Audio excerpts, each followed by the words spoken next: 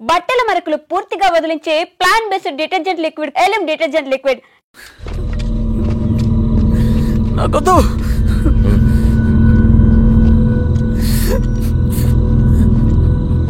అక్కడ పెట్టేసి తిను.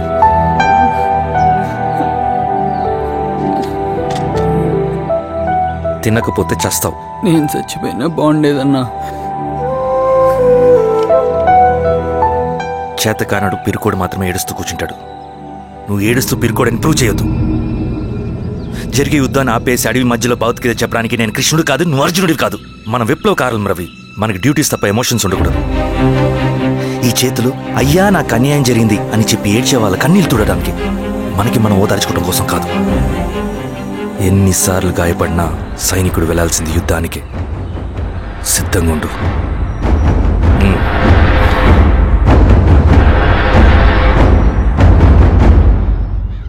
Sebastian, Greyhounds commander. DGP recommendation అంటే చాలా పవర్ఫుల్ అని మీ ఉద్దేశం, కానీ వాడు మీకంటే ప్రతిదానికి ఒక స్ట్రాటజీ ఉంటుంది.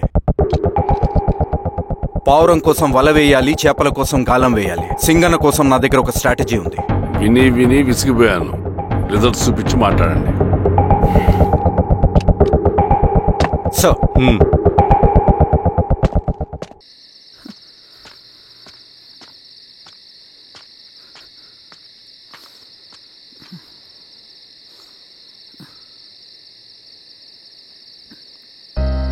ఏమైపోయావన్నా ఇన్ని రోజులు? అసలు ఎలా ఉన్నావన్నా?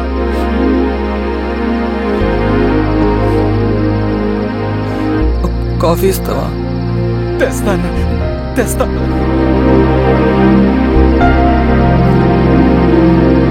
ఇదిగో అన్నా.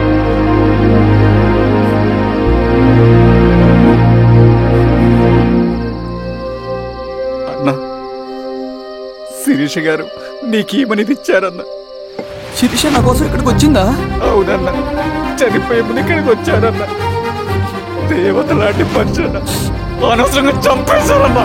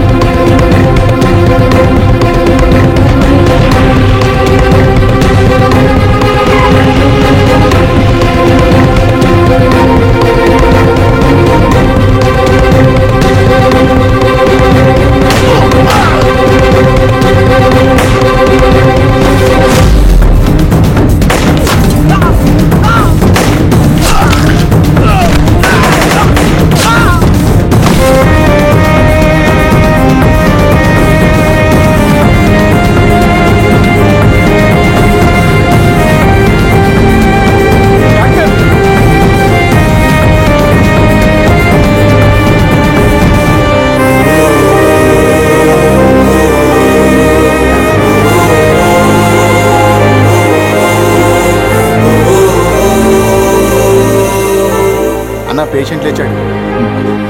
అన్నా అన్నా ఎక్కడికన్నా? నా పనుంది, ఆగురా. అన్నా రే ఆగు.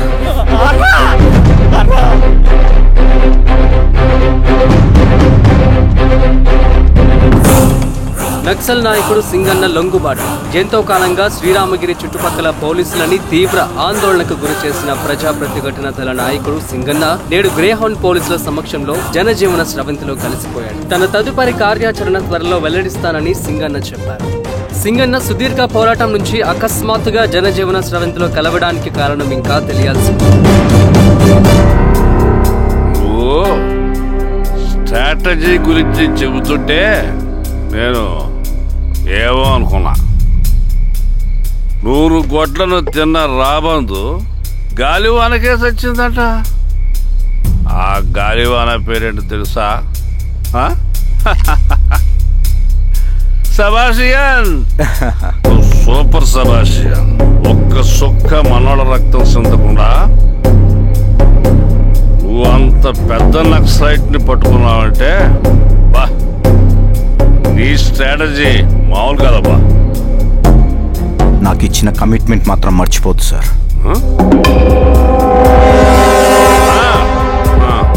చేసాబో, తీసుకో, పోయేస్తా. సూపరబ్బా, సూపర్.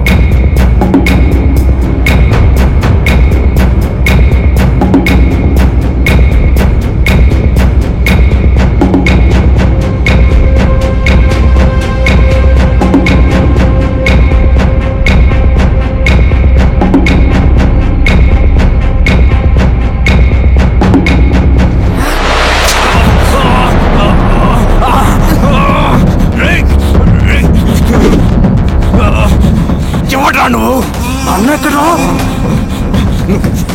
నువ్వు సింగన్న మనిషివా? అడిగిన దానికి మాత్రం సమాధానం చెప్పు. సింగన్న కోసం చేస్తావా? భవిష్యత్తు గురించి ఇప్పుడే మాట్లాడా? జీవితం మీద ఆశుంటే చెప్పరా? నాకు టైం లేదు. చెప్పను. నీ గొంతులో దిగిన మామూలు కత్తి కాదు, విషం పూసిన కత్తి. 2 నిమిషాల్లో నీ చావా బతుకు డిసైడ్ అయిపోతాయి. చెప్పు. చెప్తాను. శ్రీనివాస లాడ్జిలో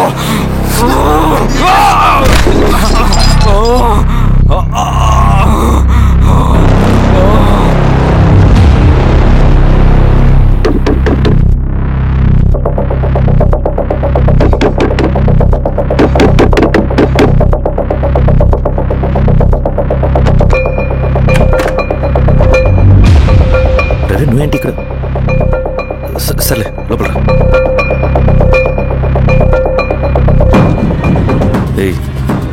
ఏంట్రా ఇది?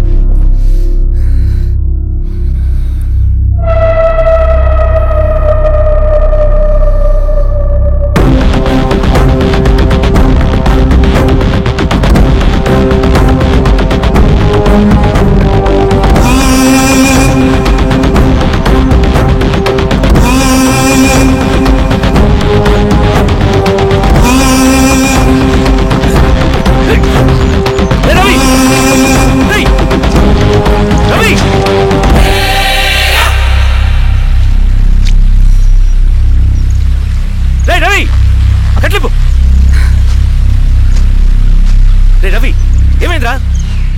వచ్చి కట్లిప్పు. ఏమైందిరా నీకు? కట్లిప్పు.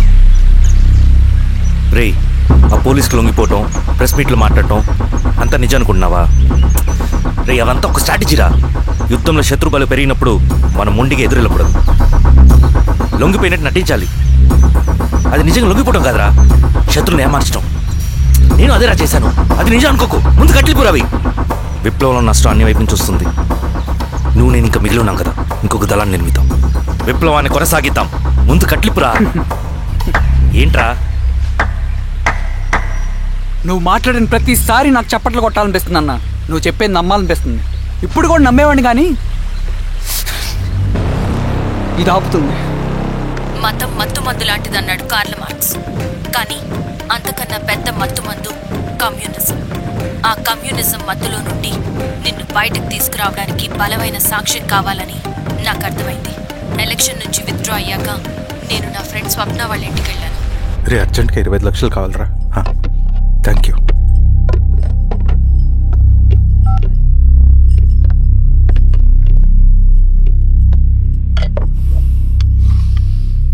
చాలు.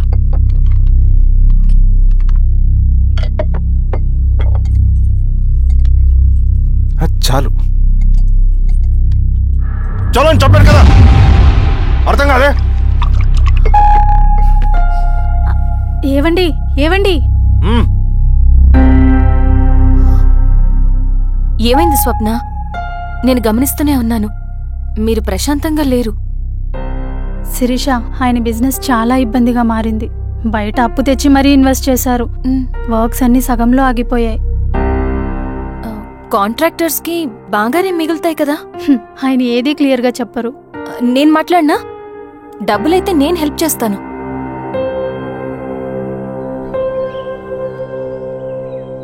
అన్నయ్య, చెప్పమ్మా. మీరు డబ్బు గురించి ఏదో ఇబ్బంది పడుతున్నారని అర్థమైంది. అవునమ్మా, ఈ ఏజెన్సీ కాంట్రాక్టర్ బతికే ఇంత ఏది సాఫీగా ఉండదు. అన్ని వైపుల నుంచి అడ్డంకులే. ప్రజల ప్రయోజనం కోసం బిల్డింగ్లు, బ్రిడ్జ్లు కట్టాలి. అడ్డమైన వాళ్ళకి లంచం ఇచ్చుకోవాలి. ఇప్పుడు ఈ నక్సల్స్ ఒకళ్ళు తయారయ్యారు. నా బ్రతుక్కి పని పూర్తయ్యేదాకా ఫండ్స్ లిస్ట్ చేయరు. వీళ్ళేమో పంచాయనివ్వరు. ఏం చేయాలో అర్థం కావట్లేదు. నక్సల్సా? నక్సల్స్కి ఏంటి సంబంధం? అదే కదా సమస్య. బయట ప్రజల కోసం మేము ఉన్నామంటారు, లోపల ఎక్స్ట్రాక్షన్కి అలవాటు పడ్డారు. ఎవరు కరెక్ట్గా లేరమ్మా. ఎక్కడి వాళ్ళన్నయ్యా? పినపాకం మండలం నక్సల్స్ 25 లక్షలు అడిగారు.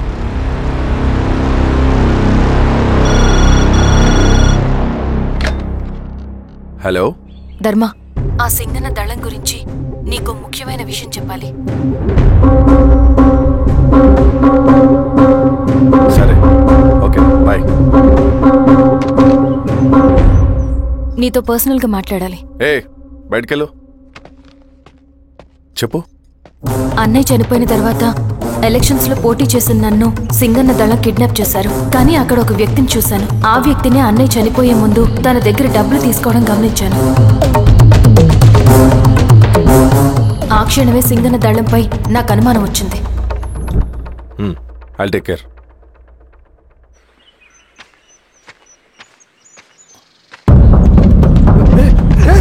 భయపడదు, మీ చంద్రుడు మనుషులు. నన్నేం చేయకండి. కూర్చోబెట్టండి. మీకు కావాల్సింది దీంట్లో ఉంది.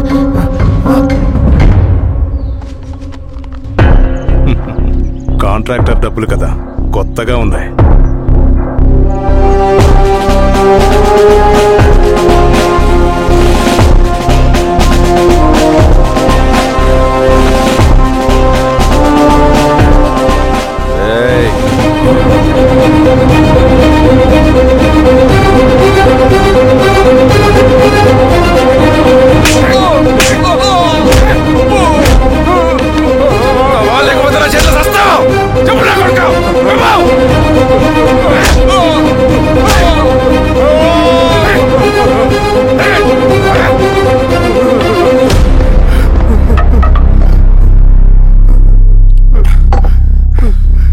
వీళ్ళ అన్న మీదున్న ప్రేమ అభిమానం ముందు మన పోలీసు లాఠీలు ఓడిపోయాయి. చంద్రన్ ఎన్కౌంటర్ ఎలాగూ పోతాడు. కానీ విచిత్రం ఏంటంటే వాడి భార్య నర్సమ్మ, కూతురు మమత, కొడుకు నరేష్ మరో ఎన్కౌంటర్లో పోవడం చాలా బ్యాడ్ న్యూస్. చెప్పు శిరీష, ఏం చేయమంటావు? నువ్వు ఒక డెసిషన్ తీసుకున్న తర్వాత ఎవరి మాట వినవు కదా. ఏ దాస్ సార్ రేపు మార్నింగ్ న్యూస్ పేపర్ వద్దని చెప్పు. సరే సార్. తెలిసిన విషయం మళ్ళీ చదవాలంటే చాలా బోరింగ్. నేను చెప్తాను సార్, జరిగింది మొత్తం నేను చెప్తాను సార్. సింగన్న దగ్గర నేను 20 సంవత్సరాల నుంచి పనిచేస్తున్నాడు సార్. పేదవాళ్ళ కోసం అన్న చేస్తున్న ఉద్యమంలో మేమందరం చాలా కష్టపడి పనిచేసేవాళ్ళం. కానీ ఒకరోజు నేను చెప్పినంత చెప్పి ఈశ్వర్ రెడ్డి దగ్గర 10 లక్షలు తీసుకురండి. దేనికన్నా ఇదంతా? దేనికేంటి? మొన్న ఆ కాంట్రాక్టర్ దగ్గర నుంచి, నిన్న బిల్డర్ దగ్గర నుంచి, ఈరోజు ఈశ్వర్ రెడ్డి దగ్గర నుంచి. అధికారం కోసం. డబ్బు ఉంటే అధికారం వస్తుంది, అధికారం ఉంటే డబ్బు వస్తుంది. నాకు రెండూ కావాలి. హిట్లర్ పెయింటర్ అవుదామని అకాడమీలో జాయిన్ అవ్వాలనుకున్నాడు, కానీ పనికిరాడని చెప్పి రిజెక్ట్ చేశారు. హిట్లర్ ఏం చేశాడు? నాజీ పార్టీ పెట్టి జూస్కి అగేన్స్ట్గా అందరినీ కూడగట్టి ప్రపంచాన్ని ఉనికిచ్చాడు. మొహమ్మద్ అలీ జిన్నా నేషనల్ కాంగ్రెస్ పార్టీలో ఎదగాలనుకున్నాడు, ఎప్పుడూ పట్టించుకోలేదు. ముస్లిం లీగ్ పార్టీ పెట్టి ఇండియాని రెండుగా చీల్చేశాడు. పాకిస్తాన్కి ప్రధానమంత్రి అయ్యాడు. ప్రపంచంలో ఎక్కడైనా సరే 2 కులాలు, 2 మతాలు, 2 ప్రాంతాల మధ్య చిచ్చు పెడితే చాలు, అధికారం వెతుకుంటూ మన కాళ్ళ దగ్గరకు వస్తుంది. జమ్మూ అండ్ కాశ్మీర్ నుంచి మహారాష్ట్ర, గుజరాత్ ఎక్కడైనా సరే, ఎవరైనా సరే ఇదే గేమ్. నేను అంతే. ఒక మామూలు కార్యకర్తగా దళంలో చేరాను నేను. కానీ ఈరోజు న్యూస్ పేపర్లైనా సరే, జనాల్లో అయినా సరే, ఎక్కడైనా సరే ఒకే పేరు, Singanna, Singanna, Singanna. And I love that. Naxals కొంటే ఈ అడవినే శాసిస్తాం, రాజకీయాల్లోకి వస్తే రాష్ట్రాన్ని శాసిస్తాం. చంద్ర, మన చదువులకి, మన తెలివితేటలకి ఈ అడవిలోనే మగ్గిపోవాలా? నువ్వే ఆలోచించుకో. ఆ మాటలు విన్న నేను ఆలోచనలో పడ్డాను. తన స్వార్థం కోసం ఉద్యమమును పెడదారి పట్టిస్తున్నాడని అప్పుడే అర్థమైంది. కానీ నాకు వేరే దారి లేదు. సింగన్న ఆదేశం ప్రకారం మేము వెంటనే వెళ్ళి ఈశ్వర్ రెడ్డిని కలిశాం. సింగన్న పార్టీ ఫండ్ కోసం 10 లక్షలు ఇమ్మన్నారు. ఆ డబ్బులు ఇస్తే రైతు కూలీ సమస్య ఉండదని చెప్పమన్నారు. అంత డబ్బా నేనెందుకు ఇవ్వాలి? నువ్వు గెలుస్తావనే భ్రమలో ఉన్నావు. ప్రజలంతా అమాయకులు కాదు రెడ్డి. ఈ ఊళ్ళో ఏం జరుగుతుందో నువ్వు మాకు చెప్పక్కర్లేదు. మీకు పార్టీ ఫండ్ ఇస్తే మాత్రం నేను గెలుస్తానని గ్యారంటీ ఏంటి? తప్పకుండా గెలుస్తావు. ఆలోచించుకో, తెలివైన వాడివి.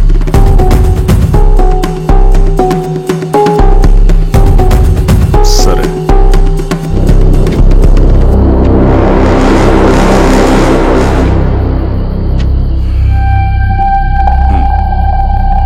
కానీ నాదో కండిషన్. నేను సింగన్ని పర్సనల్గా కలవాలి. చూస్తా. కానీ ఒక విషయం, ఈ మ్యాటర్ బయటికి రాకూడదు. జాగ్రత్త. సింగన్న స్ట్రాటజీ ప్రకారం మాకు ఈశ్వర్ రెడ్డి దగ్గర నుంచి డబ్బులు వచ్చాయి. అప్పుడు నరసింహుల్ని పిలిపించి, నువ్వు ఎలక్షన్ నుంచి విత్డ్రా అవ్వాలి నరసింహులు.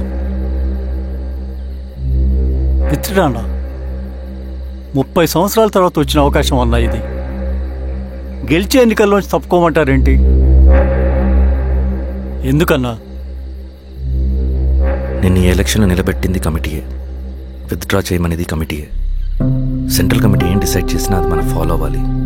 మనకి వేరే ఆప్షన్ లేదు.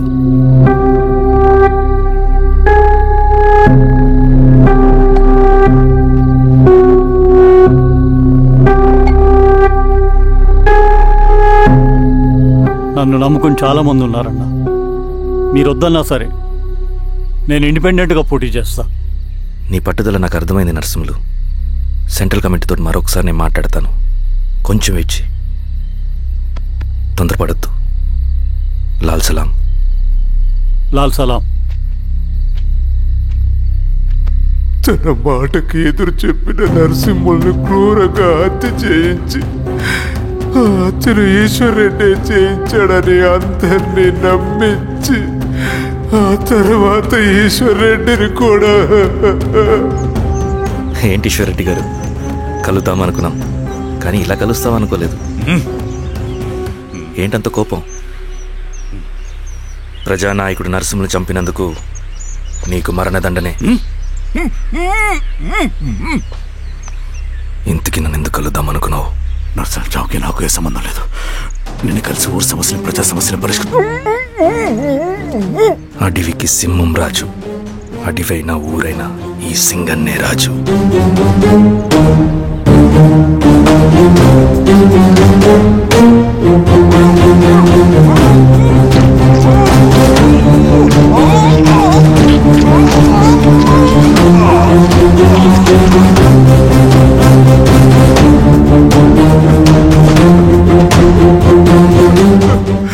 తప్పు చేశావు సార్, మొత్తం సింగన్నే చేశాడు. ఇంకా చెప్పాల్సింది ఏదైనా ఉందా?